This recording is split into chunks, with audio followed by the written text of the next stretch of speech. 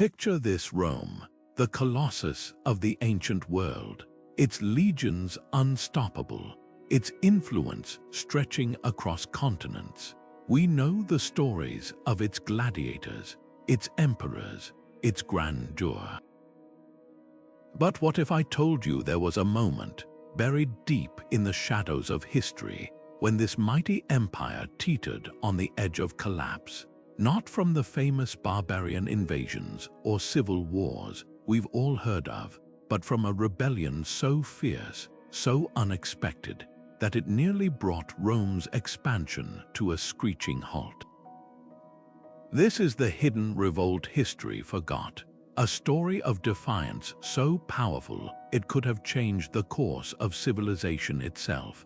Think about the Roman Empire at its peak, a force so dominant it seemed invincible. Yet beneath the surface, discontent simmered. The people Rome conquered weren't always willing subjects. Some fought back with a ferocity that shocked even the most battle-hardened legions. This uprising wasn't led by a famous general or a well-known warlord.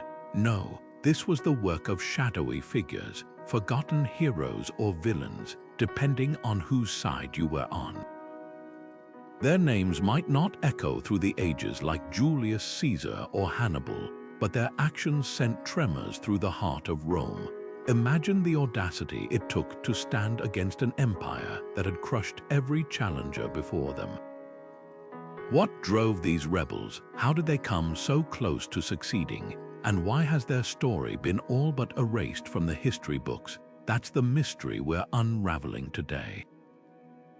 This isn't just a tale of battles and bloodshed, though there's plenty of that. It's a story about the fragility of power, the unpredictability of history, and the moments when the underdog nearly topples the giant.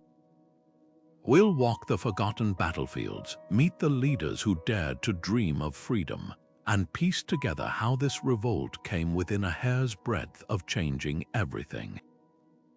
By the end, you'll see Rome in a whole new light, not as an unshakable monolith, but as an empire that once stared into the abyss. So, if you're ready to uncover one of history's best-kept secrets, let's dive into the hidden revolt that nearly ended Roman expansion. Rome wasn't built in a day, but its empire spread at a breathtaking pace.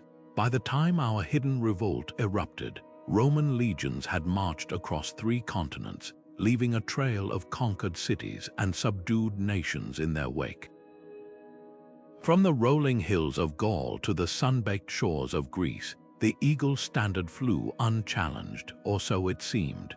But every empire has its breaking point, and Rome's greatest weakness lay in the very strategy that made it strong, its relentless expansion. Conquest wasn't just about adding territory. It was a machine fueled by resources, manpower, and above all, control. The provinces weren't mere colonies. They were the lifeblood of Rome, taxed heavily to fund its armies and its grandeur. Local leaders were replaced with Roman governors, their cultures diluted by the empire's relentless push for uniformity. Temples to foreign gods were dismantled, traditions suppressed, and languages edged out by Latin. To Rome, this was civilization. To those living under its boot, it was erasure. Yet the most volatile ingredient in this powder keg wasn't just cultural friction, it was sheer exhaustion. Farmers saw their harvests cease to feed distant cities. Artisans watched as their crafts were copied and claimed as Roman innovations. And then there were the rebellions, small but persistent, flaring up like warning signals in the darkness. The Gauls rose under Vercingetorix, the Jews revolted in Judea, Britannia's tribes fought back under Boudicca. Each was crushed, but the embers of defiance never fully died. Because Rome's greatest miscalculation was believing its subjects would simply accept their place. The empire's leaders saw these uprisings as isolated incidents, brushfires to be stamped out. What they failed to grasp was the pattern. Every new tax, every broken promise, every temple rededicated to Jupiter added another spark. and in the shadows, far from the marble halls of the Senate, those sparks were quietly becoming a flame. The stage was set not for another minor revolt, but for something far more dangerous, a coordinated resistance built on shared grievances, waiting for its moment to burn. Every fire starts with a single spark, and the hidden revolt that shook Rome was no exception. While history often remembers grand battles and sweeping declarations, the truth is far more human. This uprising began with something painfully ordinary, a breaking point. Imagine a Roman governor newly appointed to a restless province, eager to prove his loyalty to the empire. His name might be lost to time, but his actions echo through history. Faced with quotas to fill and coffers to fatten, he doubled taxes on already struggling farmers. Then came the final insult when locals protested. He ordered his soldiers to seize their grain reserves, leaving families to face starvation. But oppression alone doesn't explain the explosion that followed. What transformed simmering anger into open rebellion was a moment of sheer brutality, an event so shocking it shattered any lingering hope for compromise. Ancient fragments from chroniclers describe a market square where unarmed villagers gathered to plead for mercy. The governor's response, a massacre. Men, women, even children cut down by legionaries who saw them not as people, but as problems to be erased. That day, something shifted. The survivors didn't scatter in fear. They carried the story like wildfire, village to village, until the entire region burned with rage. Yet even then, rebellion needed a face. Enter a figure history nearly forgot, a local chieftain or perhaps a disgraced former ally of Rome. What made this leader different wasn't just their courage, but their cunning. They understood Rome's weakness, its arrogance. While legions were busy crushing revolts elsewhere, this leader quietly united factions that had feuded for generations. Farmers, herders, even disillusioned Roman auxiliaries found common cause in a single idea: enough. The spark became a torch passed in secret, lighting bonfires of resistance across the countryside. Rome's greatest mistake was dismissing this as another tribal uprising. But this wasn't random violence, it was coordinated. Roads were sabotaged, supply depots burned. Messengers vanished. The rebels avoided pitched battles, striking where Rome least expected, then melting into the hills. For the first time, the empire faced enemies who fought not for glory, but for survival, and that made them relentless. The hidden revolt wasn't just a challenge to Roman authority. It was a blueprint for how to wound a giant, and as we'll soon see, Rome's response would reveal just how terrified it truly was. The names of Rome's greatest enemies, Hannibal, Spartacus, Arminius, are etched into history, but the architects of this hidden revolt, their identities have faded like whispers in the wind.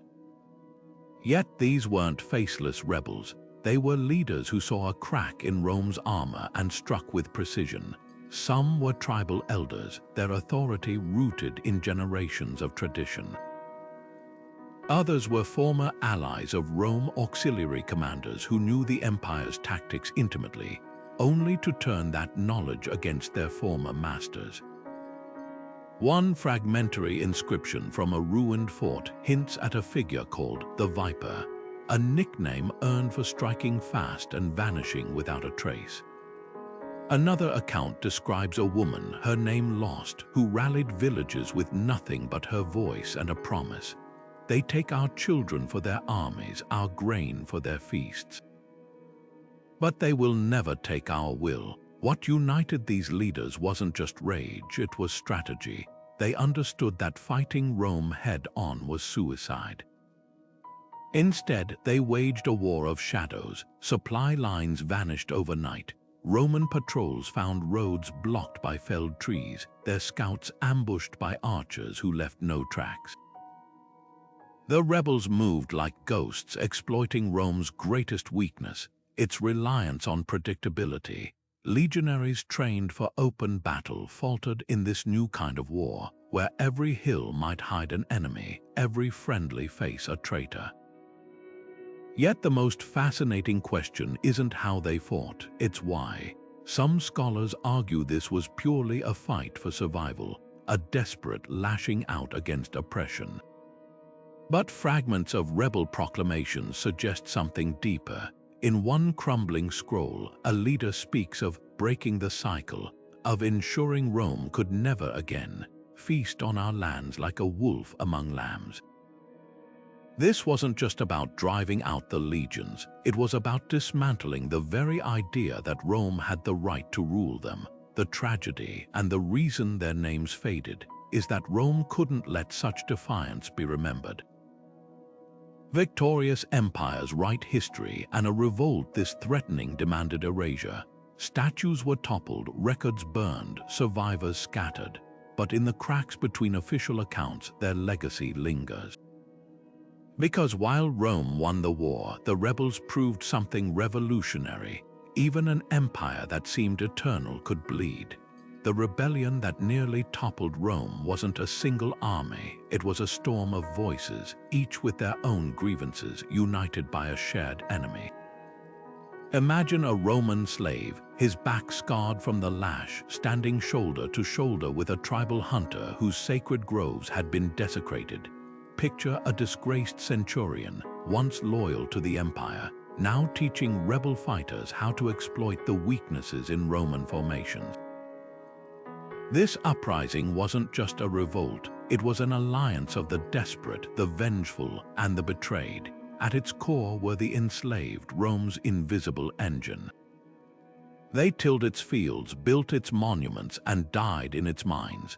When rebellion flared, they saw a chance not just for freedom, but for payback.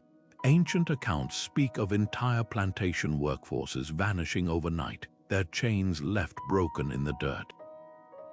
But they weren't alone. Tribes who'd watched Rome swallow their neighbors knew they could be next. Some had once been Rome's allies, lured by promises of protection, only to find themselves taxed into poverty. Now they brought something priceless to the fight, knowledge of the land. While Roman legions struggled with unfamiliar terrain, these warriors moved like shadows, using forests and marshes as weapons. Then there were Rome's own turncoats, auxiliary soldiers recruited from conquered lands. Many had fought for the empire, hoping for citizenship, only to face endless discrimination. When the revolt began, some didn't just defect, they became its strategists. They knew how legions communicated, where supply routes ran, which officers could be baited into reckless attacks. One fragmentary letter from a Roman commander complains of traitors who taught the savages to fight like us. Yet this coalition was far from harmonious. Tribal leaders clashed over tactics. Former slaves wanted Rome burned to the ground, while some local nobles hoped merely to renegotiate their terms of surrender. What held them together wasn't friendship, but a cold calculation. Divided, they'd all be crushed. Their greatest strength, adaptability. In one valley, rebels might ambush legions with hit-and-run raids. In another, they'd dig elaborate trench systems, forcing Rome's engineers into unfamiliar siege warfare. Rome had spent centuries perfecting battles against predictable enemies. But this was something new. A war where today's farmer was tomorrow's sniper, where loyal guides led patrols into dead-end canyons. The Empire's real nightmare wasn't the size of the rebel force, it was the fact that for the first time, its subjects had stopped fearing the eagle standard and started seeing it as a target. Rome's leaders heard the first whispers of revolt with barely a shrug. Another uprising in some distant province, the empire had seen hundreds. Provincial governors sent back reports dripping with confidence. This was just local unrest, easily crushed. One senator famously quipped, "Let the barbarians exhaust themselves. Our legions will mop up the remnants by summer." But beneath that arrogance lay something far more dangerous, a refusal to recognize that the rules of rebellion had changed. At first, Rome's response followed the old playbook. A handful of legions were diverted from quieter frontiers, their commanders expecting a quick victory parade. They marched into rebel territory as if on a training exercise, their armor gleaming, standards held high, but the rebels didn't oblige with a traditional battle. Instead, Roman scouts began vanishing. Supply wagons were found burned, their guards dead without a single sword drawn. The legions, trained to fight in open formation, found themselves bogged down in dense forests where their famous discipline meant nothing. The turning point came when Fort Verox fell, a key stronghold guarding a vital river crossing. Verox was considered impregnable until rebels smuggled themselves inside, possibly with help from disgruntled auxiliaries. The fort's fall wasn't just a military loss, it was a psychological earthquake. Suddenly, the Senate's scrolls shifted tone. Words like contained were replaced by dire and unprecedented. Eyewitness accounts describe Roman officers burning dispatches to keep news of defeats from spreading panic.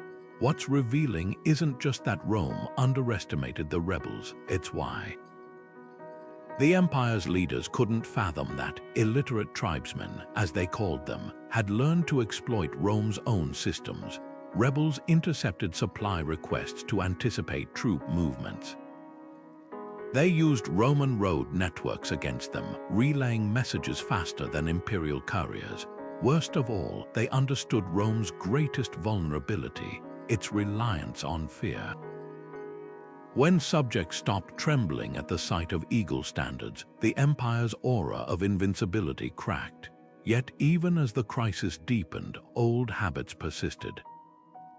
Commanders who urged radical new tactics were overruled by politicians clinging to outdated glory. One general, known only from a fragmentary diary, wrote, "They still think this is the age of Scipio. But our enemy doesn't fight for honor, they fight to erase us." By the time Rome admitted the scale of the threat, the revolt had spread like a fever, its embers carried by refugees, traders, and deserters. The empire's fatal mistake wasn't just arrogance, it was forgetting that even the smallest spark, ignored for too long, can consume an entire forest. The forests of northern Italy became the stage for one of the rebellion's most devastating ambushes, a battle that would force Rome to question everything it knew about war. Legionaries marching along a narrow mountain pass found themselves trapped as boulders rained down from the cliffs above. Arrows whistled from the tree line, not in volleys as Roman tactics dictated, but in staggered bursts that left no rhythm to counter. The rebels had turned the empire's greatest strength, its rigid discipline, into its fatal flaw. By the time the survivors staggered back to their camp, an entire cohort had been erased without the rebels ever forming a battle line. But the true masterstroke came at the siege of Castra Solis, a fortress Rome considered unconquerable. The rebels, lacking siege engines, didn't bother with walls. Instead, they poisoned the garrison's water supply, then lit fires upwind to blanket the fort in smoke. When desperate legionaries burst from the gates gasping for air, they were met not with swords, but with offers: lay down your arms and walk away. Most did. The message was clear. This wasn't just about killing Romans, it was about dismantling their aura of invincibility. Then came the catastrophe at the river Brentus, where Rome suffered its most humiliating defeat since Cannae. Lured into a flooded river valley by false intelligence, 3 legions found themselves waist-deep in mud as rebel cavalry mounted on local ponies bred for the terrain cut off their retreat. Panic spread as the water rose, turning orderly ranks into a slaughterhouse. A surviving centurion's letter, preserved on a broken clay tablet, reads, "They fought like demons who knew the land's every whisper." What made these battles so revolutionary wasn't just the rebel victories, it was the tactics. At Mons Fractus, they used mirrors to blind legionaries with reflected sunlight. Near the Danube, they strung ropes between trees to unhorse cavalry. Every engagement was a lesson in asymmetry, proving Rome's famed military manuals were obsolete against an enemy that refused to fight by the rules. Yet the most chilling realization for Rome came after the dust settled. These weren't isolated triumphs of luck, they were proof of a coordinated strategy. Rebel leaders were studying Rome's playbook, then tearing it apart page by page. When captured battle plans were later unearthed, scholars found meticulous notes on legionary weak points, their reliance on trumpet signals, their vulnerability at dusk when changing guards, even the predictable routes of their medical wagons. This wasn't chaos, it was calculation, and for the first time in centuries, the empire faced opponents who didn't just want to win battles, they wanted to rewrite the rules of war. Rome's legions were built for open plains where their formations could stretch like unbreakable walls, where cavalry could charge unimpeded, where every movement followed the precise rhythm of war drums. But the rebels didn't fight on Rome's terms. They fought where the land itself became a weapon. Thick forest swallowed marching columns whole, their towering canopies blotting out the sun, turning proud legions into disoriented stragglers. Narrow mountain passes forced soldiers to abandon their famous shield walls, leaving them exposed to rock slides triggered by hidden rebels above. Rivers, swollen with seasonal rains, became deadly traps, their currents dragging armored men under while rebel archers picked off survivors from the banks. This wasn't just terrain, it was a living, breathing ally. The rebels knew every deer trail, every cave system, every bend in the river where the water ran shallow enough to cross. Ancient accounts describe hidden valleys where entire villages could vanish, their livestock and grain stores tucked into labyrinthine cave networks known only to locals. One Roman scout's report, preserved on a crumbling parchment, complains of pursuing rebels into a forest only to find no tracks, no campfires, as if the earth had swallowed them. The land didn't just shelter the rebellion, it actively fought for it. Take the Black Peaks, a jagged mountain range dismissed by Rome as impassable. While legionaries struggled up scree slopes in full armor, rebel runners, many barefoot, darted along hidden goat paths, relaying messages between factions faster than Roman couriers could ride the roads. Then there were the marshes of the southern delta, a stinking maze of quicksand and biting insects. Rome's engineers, so proud of their siege engines, watched helplessly as rebel raiders glided through the reeds on flat-bottomed boats, striking at night and vanishing before dawn. But perhaps the rebels' greatest geographical weapon was psychological. Every unfamiliar sound, a distant wolf howl, a rockfall, could paralyze Roman troops with paranoia. Letters home from legionaries stationed in rebel territory reveal a creeping dread. "The trees have eyes here," one soldier scrawled. Another confessed, "We march in daylight, but the land itself watches us." Rome's greatest strength had always been its ability to impose order on chaos. But in this war, the chaos wasn't just around them, it was beneath their feet, in the very air they breathed.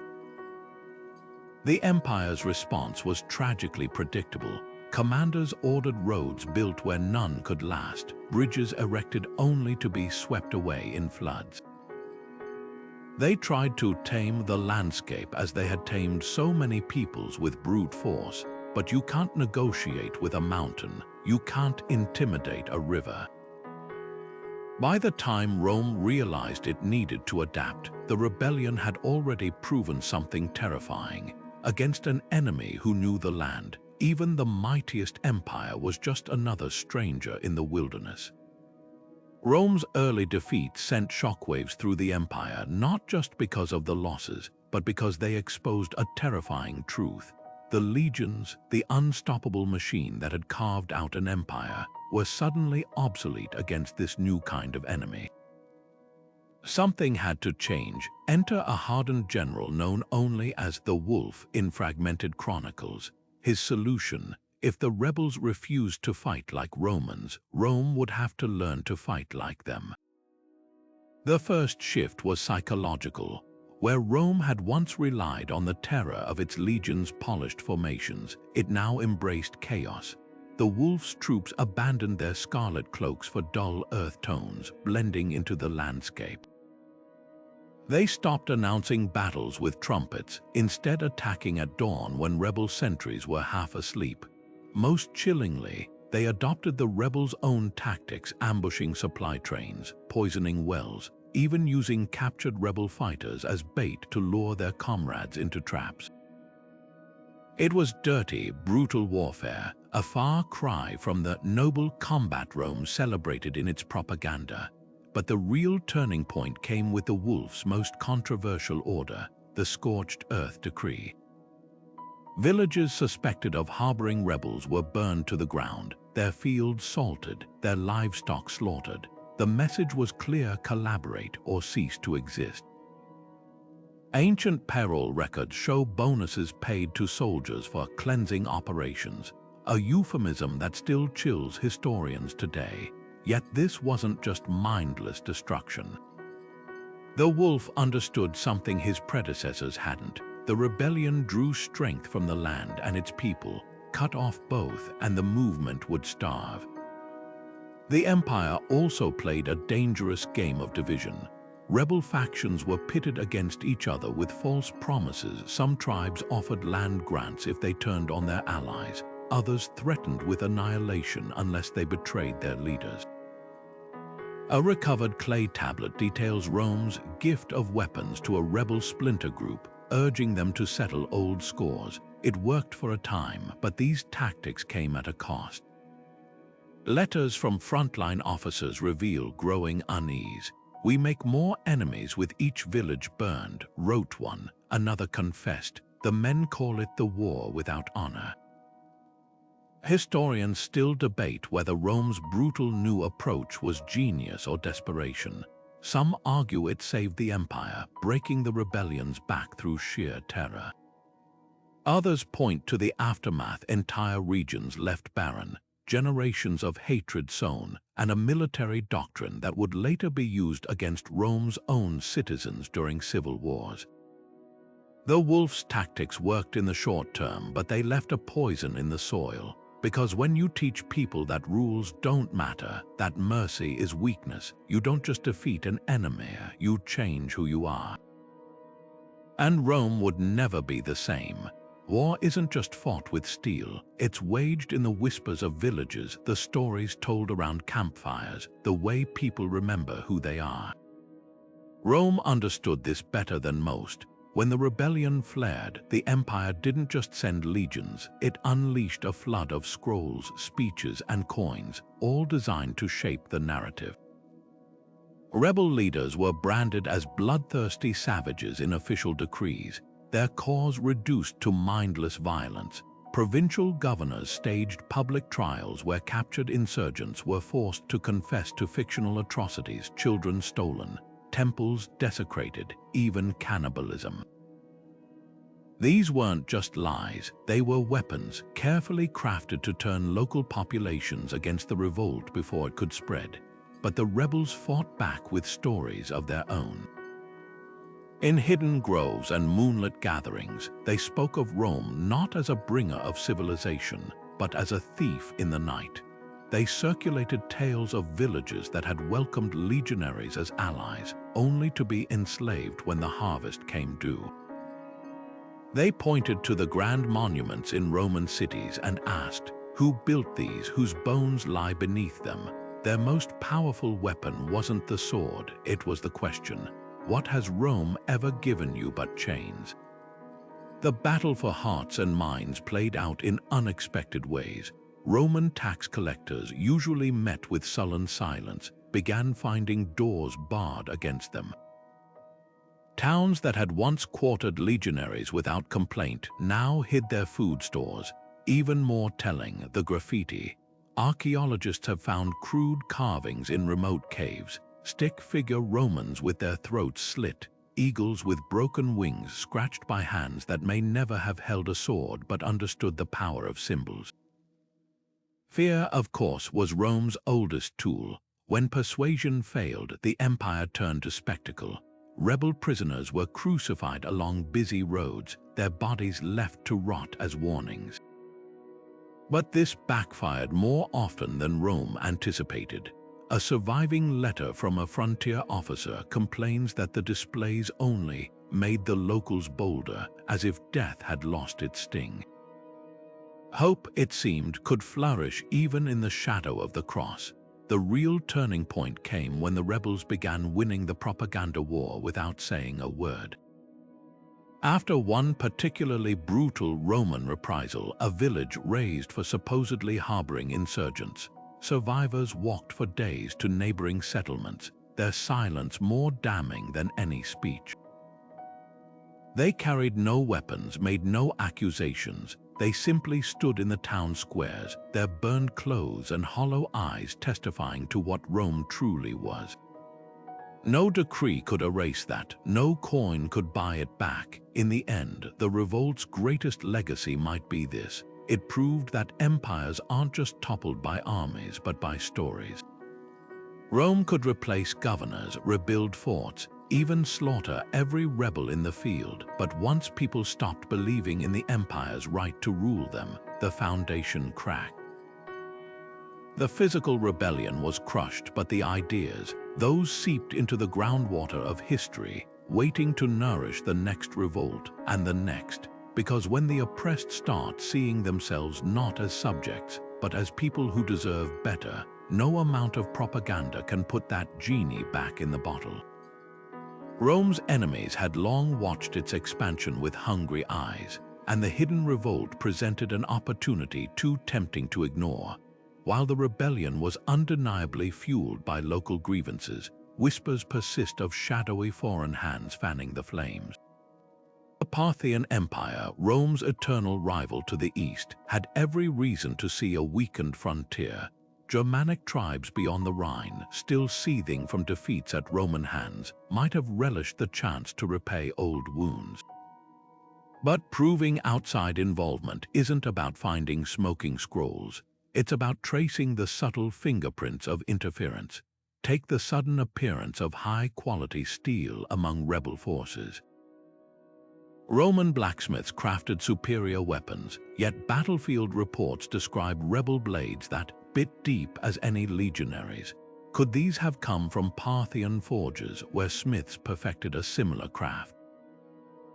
Even more telling were the tactics. Rebel leaders began employing cavalry maneuvers eerily reminiscent of Parthian horse archers, swarming attacks followed by feigned retreats, a style alien to the region's traditional warfare. One Roman scout's account speaks of riders vanishing like desert wind, a phrase previously used only to describe Parthian raiders. Then there's the mystery of the silver tongues. Captured rebels spoke of foreign advisors, men who wore local garb but whose accents betrayed origins beyond the frontier. These figures reportedly taught rebels how to exploit Roman supply lines and decode military signals. One fragmentary letter from a Roman intelligence officer warns of voices in the dark teaching savages to think like us. The empire's greatest fear wasn't just rebellion. It was rebellion guided by minds as shrewd as their own. Yet the most damning evidence might lie in the timing. The revolt's most coordinated strikes consistently coincided with Roman troop withdrawals to other hotspots: Parthian border skirmishes, Germanic incursions. Too perfectly to be chance, a ledger from Antioch's customs house, preserved by sheer luck, lists iron ingots shipped to a neutral trading post, a post later linked to rebel supply routes. The empire's spies weren't blind.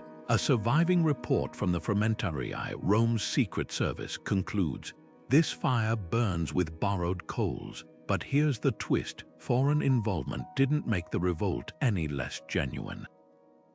If outsiders provided weapons or tactics, they were pouring fuel on a fire that already raged. The grievances were real, the desperation palpable. What changed was the scale. A local uprising might have sputtered out, but one reinforced with outside resources became existential. Rome's nightmare scenario wasn't just rebels in the hills, it was rebels with friends. And those friends were waiting in the shadows, testing the empire's seams for weakness. Rome's economy ran on conquest. New lands meant new slaves, new resources, new markets. But the hidden revolt flipped that equation upside down. Instead of wealth flowing into the empire's coffers, gold hemorrhaged out to fund endless campaigns. The Senate, accustomed to balancing budgets with plunder from fresh victories, now faced a nightmare, a war that consumed resources instead of providing them. Military spending ballooned to staggering levels. Payroll records from the era show legionaries' wages doubling, not out of generosity, but desperation bribes to keep exhausted troops from deserting.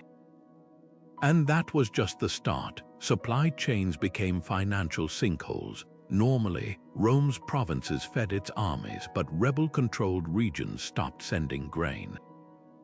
Ships carrying Egyptian wheat had to take perilous detours to avoid blockaded ports, driving up costs. In Rome itself, the price of bread, the lifeblood of the urban poor, skyrocketed. Riots erupted in the streets, not just over hunger, but over the new rebellion taxes, slapped on everything from olive oil to lamp fuel. A surviving merchant's ledger from Ostia lists prices tripling in just 2 years, with a bitter note scribbled in the margin. The war is starving us, and we're not even fighting it.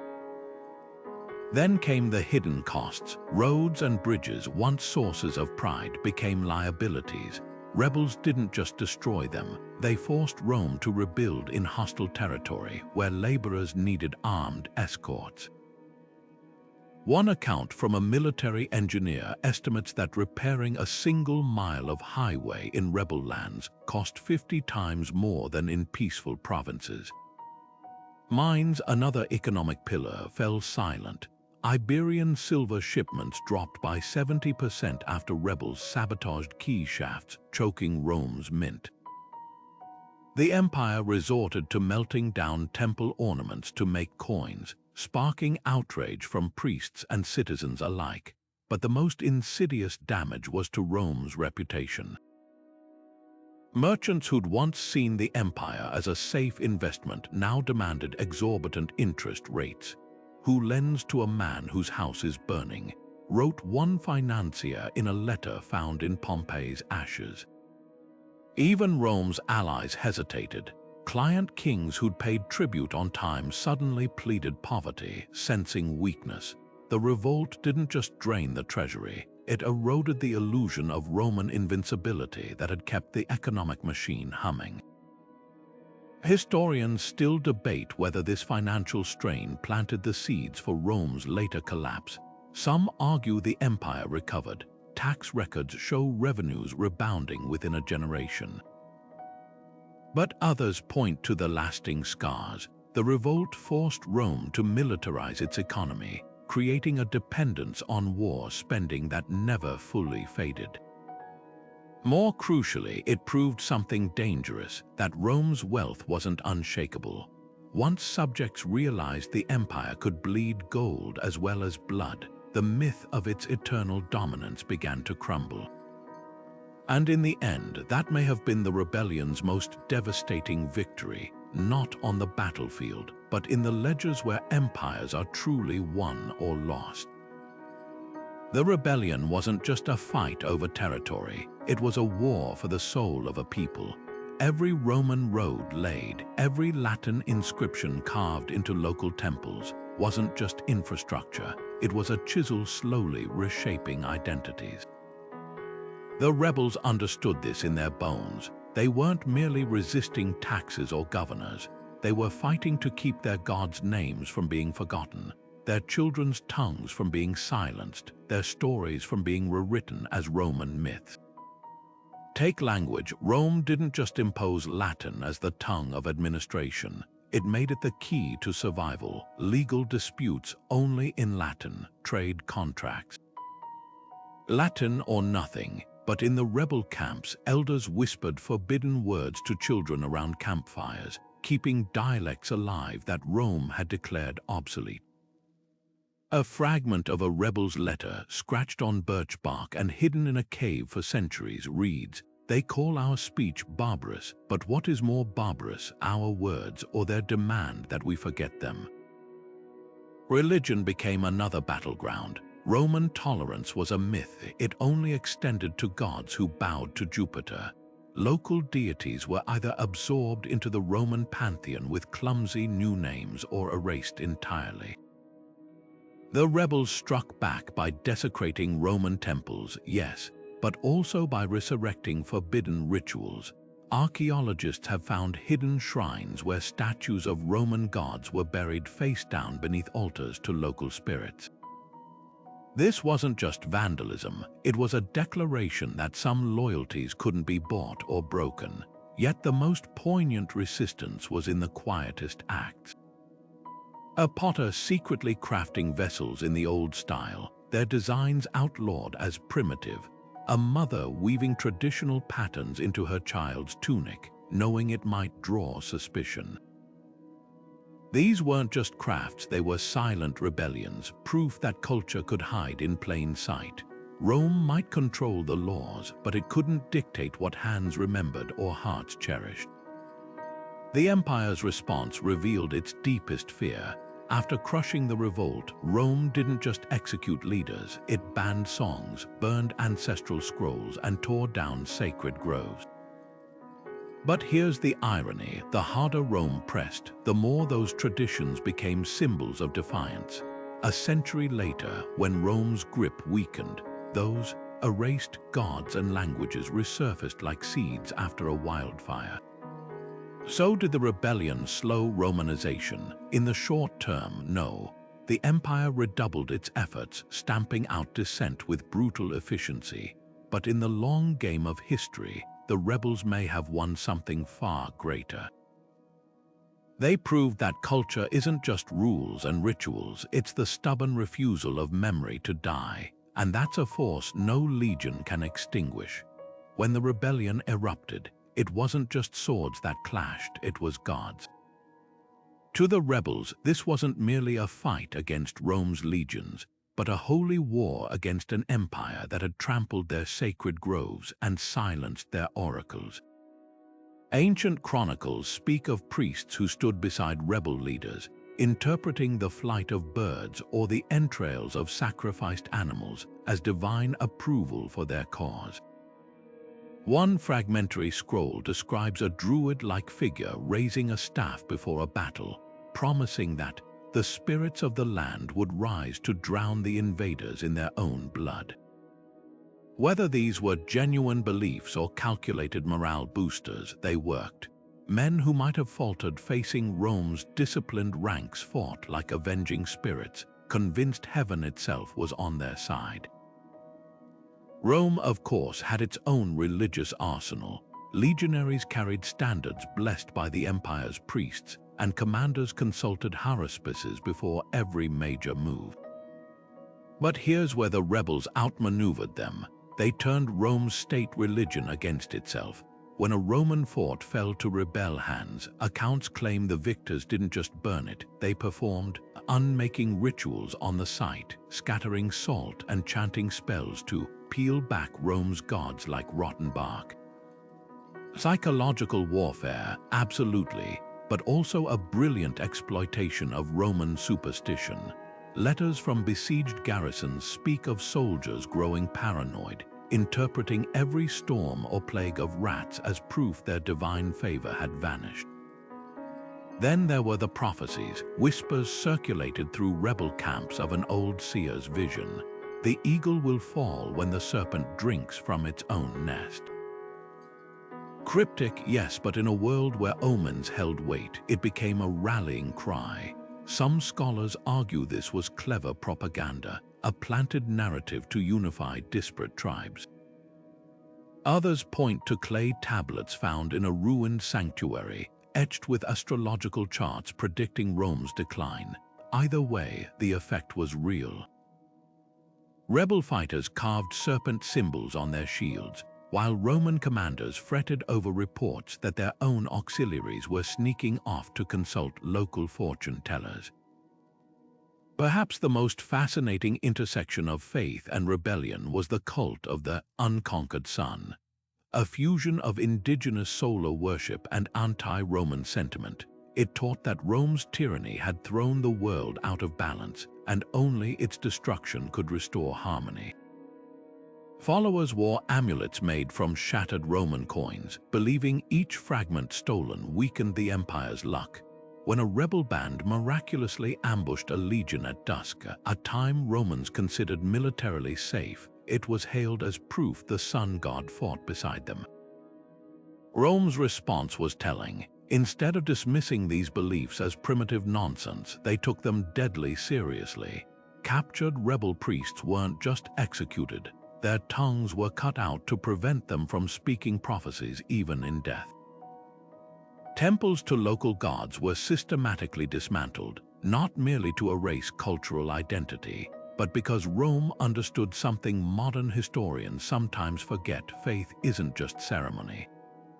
It's the invisible fuel that turns ordinary people into unbreakable movements. And in this hidden revolt, the line between warrior and zealot often vanished like mist over a battlefield at dawn.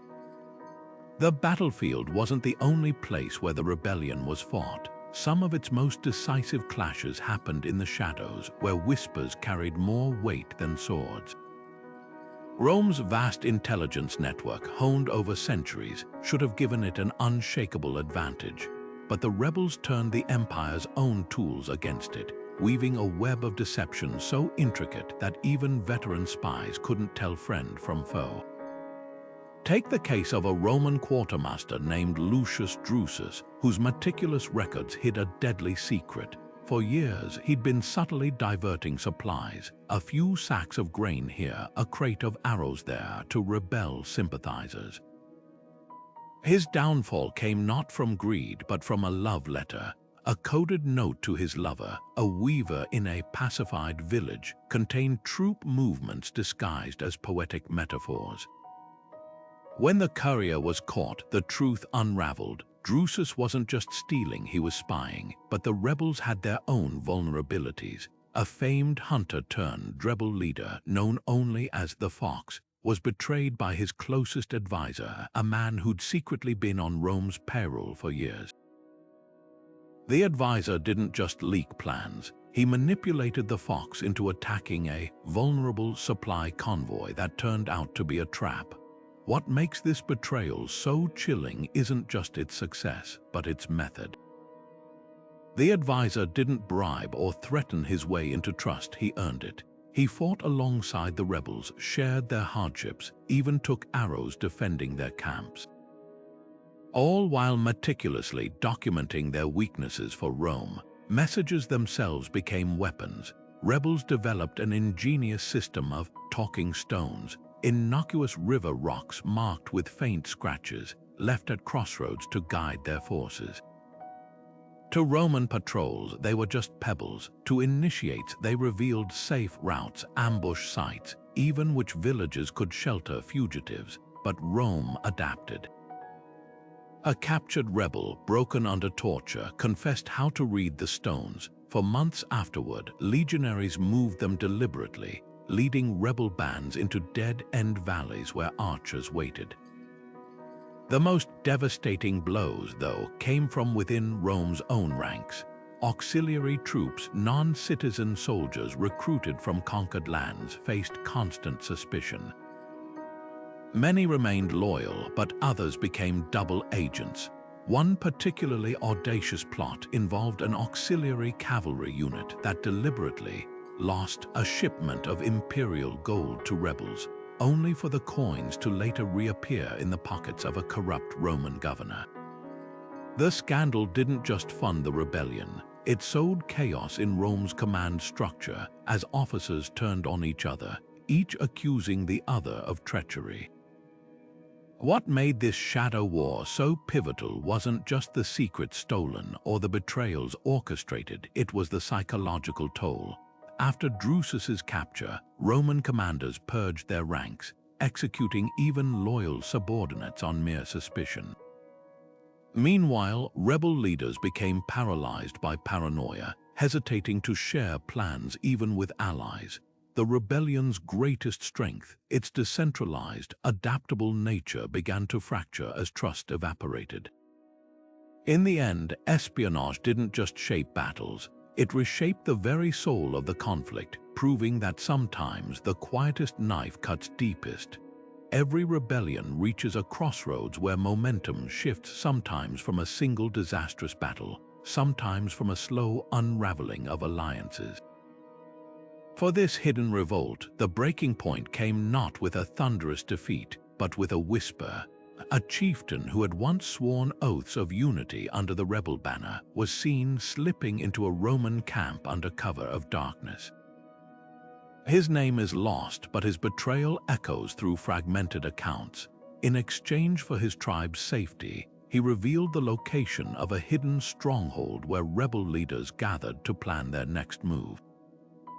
Rome didn't just attack, they surrounded the valley, sealing every escape route before striking at dawn. The rebellion's heart was gutted in a single morning. Yet betrayal alone didn't doom the revolt. The deeper flaw was fragility. Unlike Rome's legions bound by rigid discipline, the rebel alliance was a patchwork of tribes, former slaves, and disillusioned auxiliaries, each with their own grudges and goals. When supplies ran low, arguments over FOOD Chinese letter turned violent. A cache of Roman weapons meant to arm the next offensive became the prize in a bloody brawl between factions.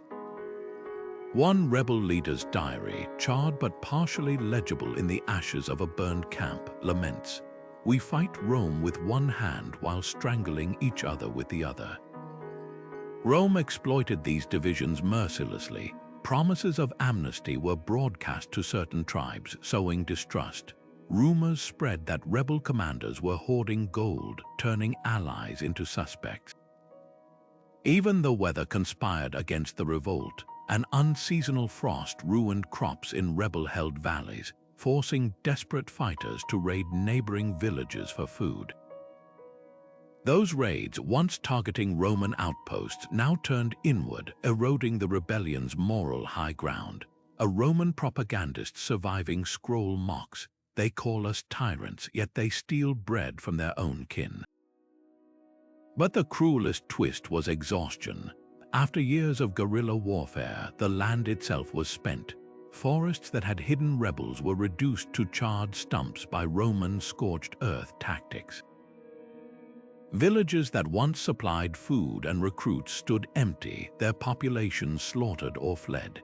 The rebellion didn't so much collapse as dissolve, fighter by fighter, hope by hope. A poignant graffiti scratched into a cave wall by a fleeing rebel reads simply, "We were so close." Historians still debate whether unity could have saved them. Some argue the revolt was doomed from the start, a scattered resistance against an empire with endless resources. Others point to moments when victory seemed within reach, if only factions had trusted each other a little longer. But perhaps the most haunting lesson lies in Rome's own records. After crushing the rebellion, a general wrote, "Their greatest strength was their fury." Their fatal flaw was believing fury alone could sustain them. In the end, even the most righteous anger burns out without something sturdier to feed on, and Rome made sure nothing was left. Rome's victory was never going to be gentle. After years of humiliation at rebel hands, the empire unleashed a fury that scorched the land itself. Villages that had dared shelter insurgents were put to the torch, their timbers collapsing into ashes as legionaries methodically salted the surrounding fields. Captured rebel leaders faced creative horrors, some crucified along major roads as warnings, others forced to fight each other to the death in makeshift arenas before their families. But the most chilling punishment wasn't the bloodshed, it was the silence that followed. Rome didn't just kill the rebels, it erased them. Take the fate of the Black Peaks tribes. Their mountain strongholds, once untouchable, were systematically purged. Men of fighting age were executed or shipped to distant mines. Women and children were dispersed across the empire, sold to households where they'd never hear their native tongue again. Even the land was rewritten. Mountains the rebels had named for their gods appeared on new Roman maps as Legion's Rest or Emperor's Triumph. This wasn't just retribution, it was cultural annihilation. Yet beneath the brutality lay cold calculation. Rome's commanders knew terror alone wouldn't secure the province. Their real masterstroke was collective punishment. When one village rebelled, 5 neighboring settlements were held responsible unless they turned over fugitives. The message was clear: defiance wouldn't just doom you, it would doom everyone you loved. A surviving tax ledger from this period shows entire regions paying triple tributes as penance, a financial noose tightening for generations. The irony. Rome's cruelty may have backfired. While the immediate revolt was crushed, the empire's actions birthed something far more dangerous: martyrs. In hidden caves, rebels who'd escaped the purges painted murals of their fallen leaders haloed like saints. Songs about the last stand at 3 Rivers spread through slave quarters, morphing with each retelling. Even some legionaries grew uneasy. A veteran's letter found near Hadrian's Wall admits, "We won the war, but the way these people look at us now. It's like holding a smoldering coal, waiting to see which of you burns first." Historians still argue whether gentler tactics might have secured lasting peace. Some point to regions where Rome offered pardons and infrastructure projects, where revolts faded without bloodshed. But in this province, the scars ran too deep. A century later, when Rome's grip weakened during the crisis of the 3rd century, these were the first lands to rise again, their hatred preserved like embers beneath ash. The empire had won the battle, but in its ruthlessness, it may have lost the war for hearts that would never truly be Roman. History has a way of remembering what serves its victors and forgetting what doesn't. Spartacus's rebellion echoes through time, immortalized in art and film, while this revolt vanished like smoke. The question isn't just why it faded, but who benefited from its disappearance.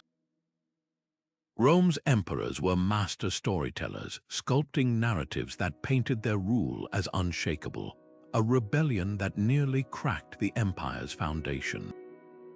That didn't fit the script. The silence in official records is deafening. Where you'd expect detailed accounts of battles and betrayals, there are only gaps, like pages torn from a ledger. A handful of references survive, buried in obscure chronicles or scribbled in margins by historians who likely risked censure for mentioning it at all. One fragmented scroll, discovered in the ruins of a provincial governor's villa, dismisses the uprising in a single line, a minor disturbance among the northern tribes swiftly corrected. But archaeologists know better. The charred remains of forts, the mass graves hidden in remote valleys, they tell a different story. Deliberate erasure leaves fingerprints. Take the case of Emperor Marcus Aurelius's official biography. It boasts of his military triumphs across the empire, yet skips an entire year of his reign, the very year this rebellion peaked. Coincidence? Unlikely. Roman emperors couldn't afford to admit weakness, especially not after the chaos of the crisis of the 3rd century. A revolt that united slaves, tribes, and even disgruntled soldiers was a blueprint for future uprisings one Rome couldn't risk preserving. But it wasn't just emperors who buried the truth. Later Christian historians, eager to portray Rome's pagan past as morally bankrupt, had no interest in glorifying pre-Christian resistance.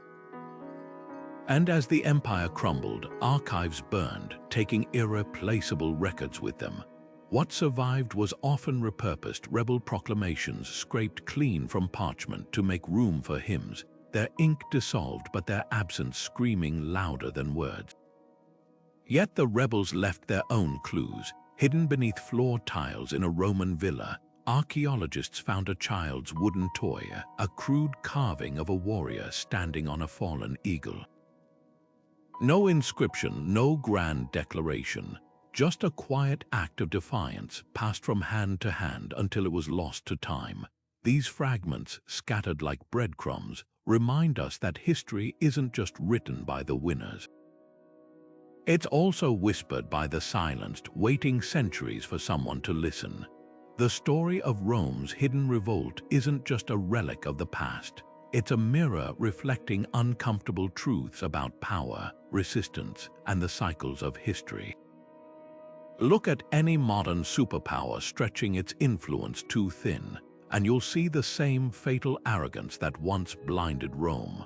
The empire believed its subjects would never unite against it, just as today's dominant nations assume their economic or military might makes them untouchable.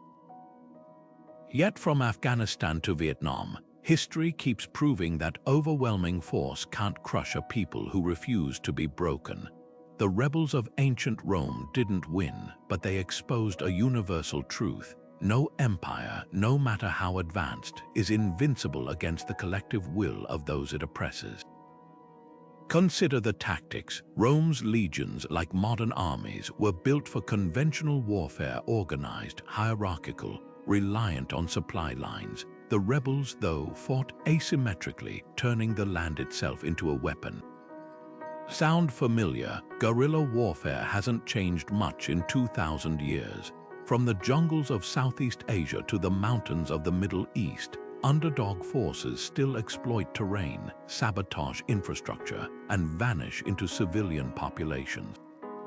Rome's frustration with an enemy that wouldn't fight fairly echoes in the exasperated reports of modern generals facing insurgents who don't wear uniforms or respect battle lines. The lesson is clear: when the powerless refuse to play by the powerful's rules, the game changes forever. Then there's the economic toll. Rome's endless war drained its treasury, forcing tax hikes that turned its own citizens against the government. Fast forward to the 21st century, where trillion-dollar conflicts have left superpowers grappling with debt and domestic unrest. The parallels are unnerving. Empires, whether ancient or modern, often underestimate how quickly the cost of domination can hollow them out from within. A first-century tax collector's ledger and a modern defense budget spreadsheet tell the same story. Conquest is expensive, and the bill always comes due. But perhaps the most haunting echo is cultural. Rome tried to erase rebel identities, banning languages and traditions to enforce conformity. Yet those suppressed cultures outlasted the empire itself. Today, from indigenous rights movements to revitalized minority languages, we see the same resilience. Oppression might silence people for a generation, but it can't kill what's woven into their bones. The rebels of antiquity would recognize the quiet defiance of a child learning a forbidden tongue or an artist preserving outlawed traditions. Some battles aren't fought with swords, but with stories, and stories, as Rome learned too late, are immortal. So are empires doomed to repeat these mistakes? Not necessarily, but only if they listen to the whispers of history. Rome's fatal flaw wasn't its military weakness or economic mismanagement. It was the belief that dominance could last forever. The rebels, though crushed, left a warning etched in blood and ashes. No power survives forever when it confuses control with loyalty, fear with respect. Today's superpowers would do well to remember that before their own hidden revolts begin. For centuries, the hidden revolt existed only in whispers, a ghost story told in the margins of history. But archaeology has a way of dragging ghosts into the light. In a remote valley once dismissed as unimportant, ground-penetrating radar revealed something astonishing. the outlines of an entire rebel city buried beneath the soil. Not a crude camp, but a sprawling settlement with planned streets, forges, and even a makeshift Senate hall where leaders likely debated strategy, the most telling find. A broken Roman eagle standard mounted above the entrance, its gilded wings deliberately snapped, a middle finger carved in bronze to the empire that thought it had erased them. Then there are the personal stories emerging from the dirt. In a collapsed tunnel beneath a Roman fort, excavators found a leather pouch containing 22 letters, smuggled messages between rebel fighters and their families. One, written on birch bark in a shaking hand, reads, "Tell mother I fought not for glory, but so her grandchildren won't know chains." Another, stained with what might be blood, simply says, "They're coming." Burn this, these aren't just artifacts, they're heartbeats frozen in time, proving the rebels weren't faceless fanatics but ordinary people pushed to extraordinary defiance. But perhaps the most chilling discoveries are the mass graves. Near what was once a Roman garrison town, archaeologists uncovered a pit containing over 300 skeletons, men, women, even children, their bones bearing the marks of execution-style killings. Forensic analysis revealed some had been tied together before death, their wrists still encircled with rope fibers petrified by time. This wasn't battle, this was punishment. And it backfires spectacularly as evidence because the site became a pilgrimage destination for later rebels who left offerings of carved wooden serpents atop the burial mound. Rome's attempt to terrorize only cemented the rebellion's legend. Technology is rewriting the narrative in real time. LiDAR scans of dense forests have exposed hidden trails connecting rebel bases, a network Rome never fully mapped. Chemical analysis of weapons proves some rebel blades were forged from melted-down Roman coins, a poetic middle finger to imperial economics. Even pollen studies tell a story. Sediment cores show a sudden shift from grain to medicinal herbs in rebel-held areas, hinting at field hospitals and desperate resilience. The greatest irony, many of these finds come from Roman trash heaps, discarded reports from panicked governors, broken clay tablets listing missing auxiliaries read, defectors, even a child's drawing scratched onto a potsherd depicting stick-figure rebels chasing legionaries. These weren't curated histories meant for posterity, they were the empire's dirty laundry, tossed aside and forgotten until now. What emerges isn't just a correction to the historical record, it's a reckoning. The rebels left no marble monuments, no official chronicles, but in the cracks between Rome's lies, their truth persists, etched in charcoal on cave walls, woven into the teeth of mass grave victims, whispered by the rusted spearhead still lodged in a legionary's spine. Archaeology isn't just uncovering their story, it's returning their voices, and after 2,000 years of silence, they have so much to say. History loves a clean narrative, heroic rebels fighting tyranny, or savage bandits threatening civilization. But the truth about Rome's hidden revolt, it's far messier than the myths. Take the popular image of rebels as noble freedom fighters. Some certainly saw themselves that way. Scroll fragments speak of oaths sworn to live free or die. Yet other accounts describe warlords who exploited the chaos, seizing land from rivals under the guise of liberation. A recovered rebel ledger lists not just weapons distributed, but villages taxed into starvation for refusing to join the cause. This wasn't a united front of selfless patriots. It was a fractured movement where idealism and opportunism collided. Then there's Rome's victory. Modern retellings often frame it as inevitable, an empire with limitless legions crushing a ragtag resistance. But primary sources reveal a different story.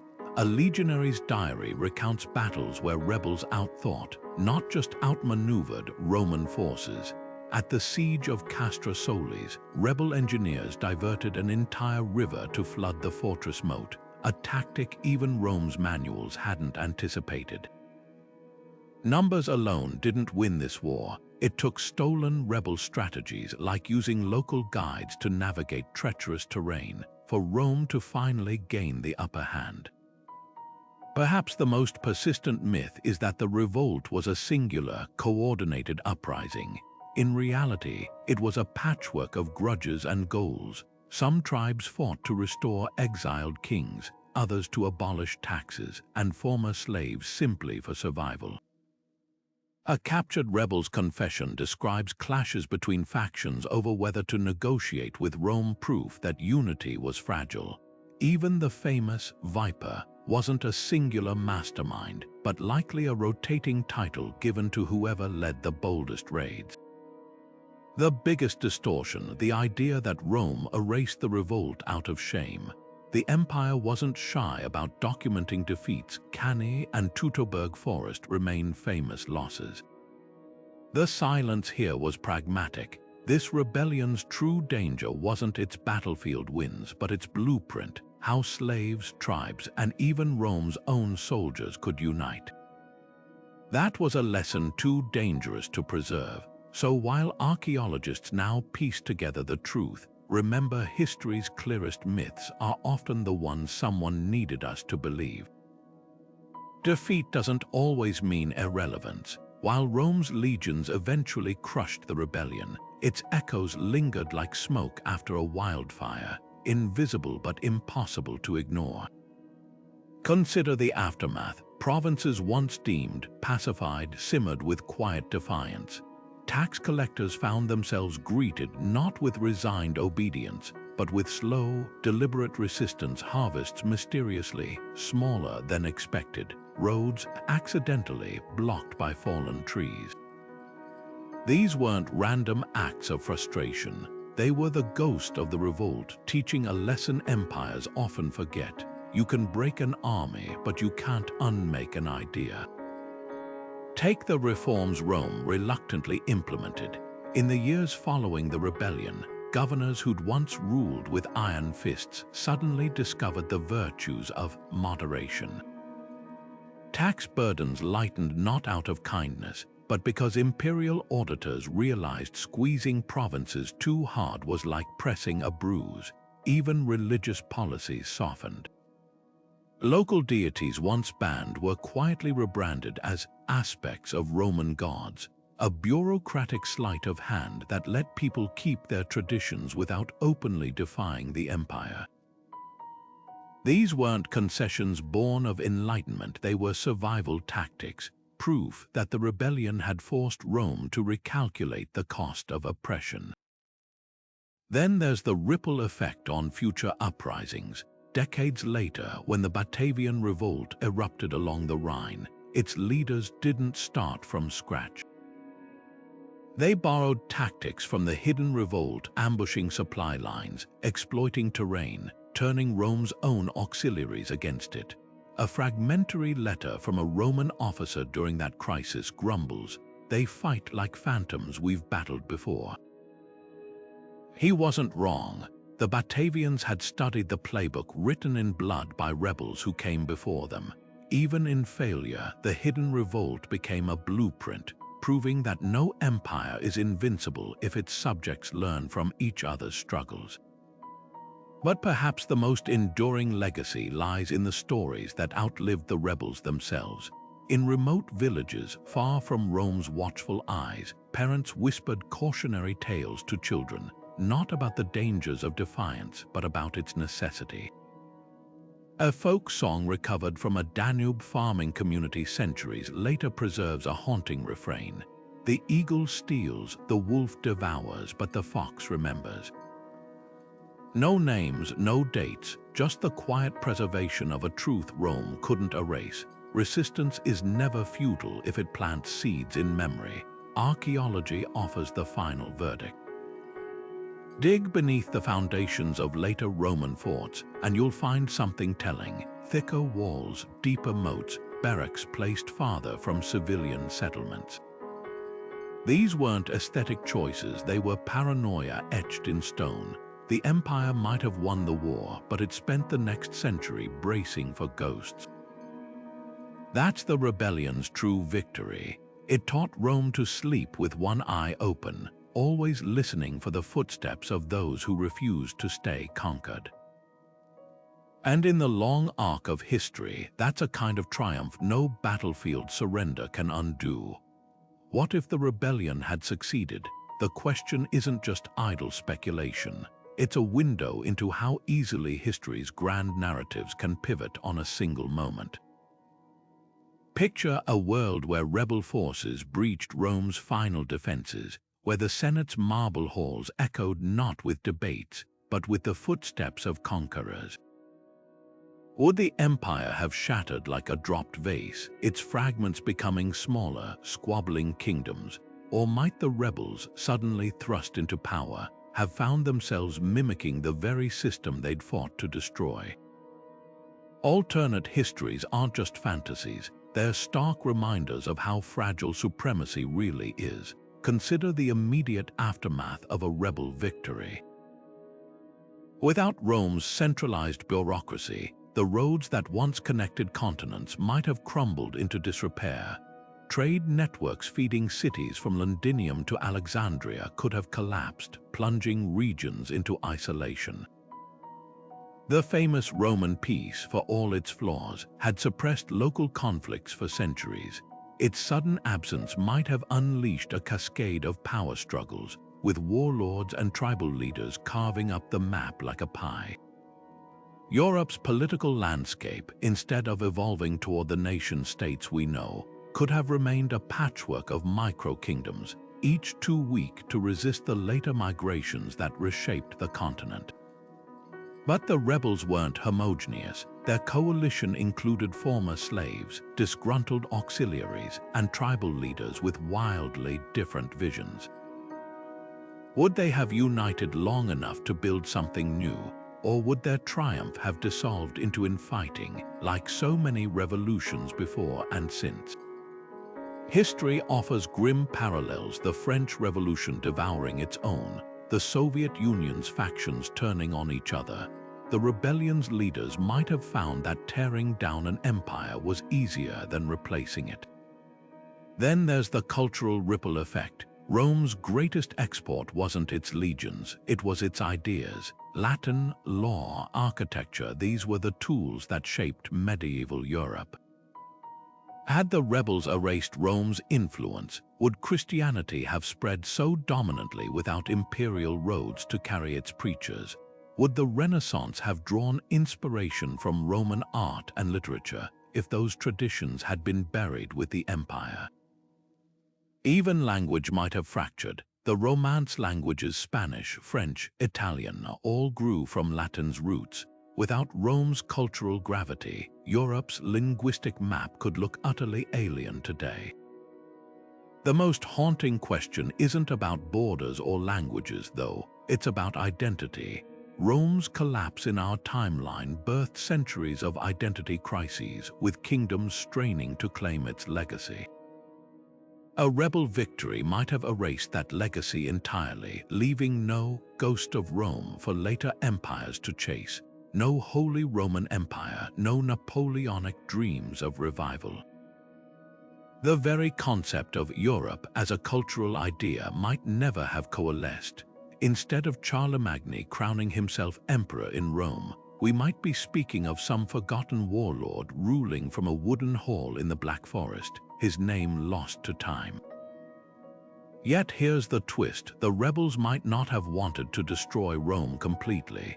Some likely dreamed of reforming it, kicking out the corrupt elites but keeping the systems that worked. Like revolutionaries throughout history, they could have discovered that dismantling a state is easier than governing one. The roads still need maintenance. The grain shipments must arrive on time. The rebels might have ended up wearing togas and minting coins with their own faces, becoming the very thing they'd risen against. Power has a way of corrupting even the purest rebellions. In the end, these alternate histories aren't just games. They reveal how tightly our world hangs on the thread of chance. The rebellion's failure wasn't inevitable, it was a series of near misses and might-have-beens. And that's the unsettling truth these scenarios force us to confront.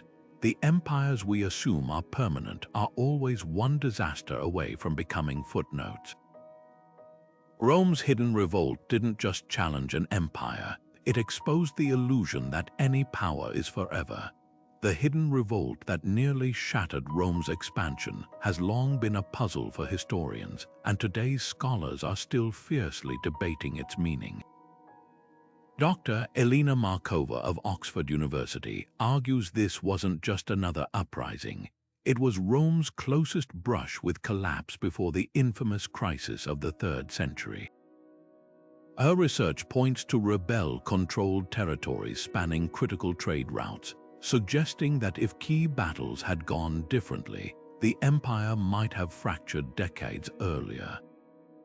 This wasn't a rebellion, it was a stress test, Markova explains, and Rome barely passed. Yet not all experts see it as a near miss. Professor Jamal Hassan from Cairo University contends the revolt was doomed from the start. Rome's greatest weapon wasn't its legions, it was its ability to absorb shocks, he notes. His analysis of tax records shows the empire redirecting resources from peaceful provinces to fund the war effort, a flexibility smaller states lacked.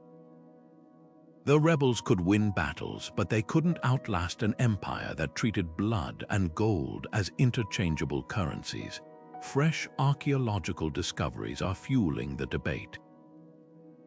Dr. Sofia Kowalski's team recently uncovered rebel hideouts stocked with Roman-made weapons, some bearing legionary markings. THIS Chinese letter S, the old narrative of primitive guerrillas. These weren't desperate outlaws, Kowalski argues. They were tactical mimics, mastering Rome's own tools to dismantle its systems. Her work reveals rebel forges repurposing captured armor into superior lightweight mail, proving innovation wasn't confined to Imperial workshops. Meanwhile, revisionist historians like Dr. Kwame Okafor challenge the very label of revolt. His studies of oral traditions in former rebel regions suggest many saw themselves not as insurgents, but as defenders of pre-Roman treaties. When allied tribes turned against Rome, they weren't betraying the empire, they were holding it to broken promises. Okafor explains. A fragmentary copper plaque found near the Danube supports this, listing tribal rights supposedly guaranteed by early emperors, rights later ignored.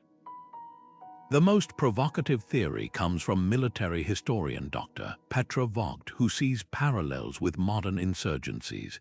Rome failed to adapt until it was almost too late, just like superpowers in Afghanistan or Vietnam, she observes. Her analysis of rebel ambush patterns reveals sophisticated psychological warfare, letting some legionaries escape battles to spread panic, mimicking Roman trumpet signals to sow confusion. This was hybrid warfare centuries before the term existed.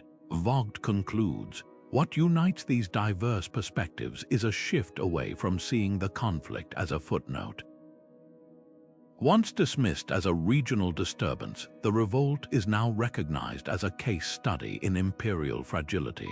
As Markova puts it, history isn't just made by those who win, it's shaped by those who almost did. The debate continues, but one thing's clear. This forgotten struggle forces us to rethink how empires rise, stumble, and sometimes fall. The echoes of this forgotten war linger in the unlikeliest places, not just in crumbling scrolls or battle-scarred ruins, but in the quiet moments when power meets resistance. History, we're often told, belongs to the victors, yet the fragments we've pieced together whisper a different truth, that empires, no matter how towering, are held together by something far more fragile than legions or laws. They depend on belief, the belief that their rule is inevitable, unshakable, eternal. The hidden revolt cracked that illusion, proving even Rome could tremble. Think of how empires fall today. It's rarely the barbarians at the gates or the grand betrayals that undo them. It's the small fractures, the tax collector who pushes too hard, the soldier who realizes he's fighting his own people, the storyteller who refuses to forget. The rebels of ancient Rome understood this instinctively. They didn't just attack forts, they targeted the empire's sense of invincibility. Every ambush, every burned supply train was a message: you are not untouchable. What makes their story so haunting isn't just their tactics, but their legacy. Though Rome erased their names, their defiance seeped into the empire's bones. Future revolts borrowed their playbook. Provincial governors treaded more carefully, knowing how quickly loyal subjects could become rebels. Even the land itself remembered. Archaeologists still find rebel symbols carved into the foundations of Roman villas, hidden like dormant seeds. This isn't ancient history, it's a mirror. When modern superpowers dismiss grassroots resistance as uncoordinated chaos, they repeat Rome's fatal miscalculation. When corporations or governments assume control is permanent, they ignore the lesson written in these ruins: no system is unbreakable. The rebels lost their war, but they won something subtler, a proof of concept. Oppression always creates its own resistance. The only question is whether those in power will listen before it's too late. So the next time you hear about a minor disturbance on the news, or read a history book that glosses over local unrest, remember this revolt. Ask whose voices are missing from the record. Wonder what future archaeologists might uncover about our own era's hidden struggles. Because history isn't just about what happened, it's about who gets to decide what's remembered. And sometimes the most powerful stories are the ones someone tried hardest to burn. If this journey into the shadows of the past has sparked your curiosity, hit that like button and let us know in the comments what other buried chapters of history deserve the spotlight. From forgotten revolutions to silenced rebellions, the past is full of voices waiting to be heard. And if you're not already subscribed, join us as we keep unearthing the stories that shape our world. After all, the best history isn't just found in textbooks, it's hiding in the cracks, whispering to those willing to